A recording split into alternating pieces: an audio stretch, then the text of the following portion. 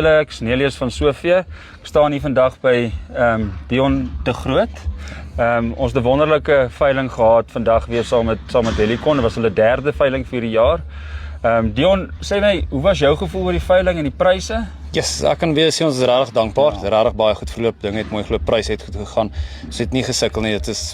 Dit is kwam presies selfs as twee vorige veilings. Ons het regtig hierdie jaar besonderse goeie veilings gehad en dankie ook van die hele kant en van Vlei Sentraal se kant en almal wat betrokke was. Ons is baie dankbaar. Besonderse goeie pryse gekry en die hele gemiddeld regdeur was regtig baie goed geweest. Nee, Dion, ek dink as mens jou jaar van jou veiling so afsluit, is dit altyd lekker. En dit wys ook die mark is gesond daar buitekant. So dis altyd 'n goeie ding. As mens sien, dit is ten minste hoe dit gaan. Dit is verseker nie, die dinge gaan regtig goed in die wildbedryf wees. Dit voel vir my regtig gemiddeld is goed, aankope regdeur die jare is goed. Dit gaan regtig goed weer in die wildbedryf. Maar Dion, ek wil net baie dankie sê dat ons altyd deel kan wees van jou veiling. Dankie. Dit beteken vir ons baie en sal 'n pad vorentoe stel. Baie dankie, waardeer dit baie. And you don't understand, you can call me.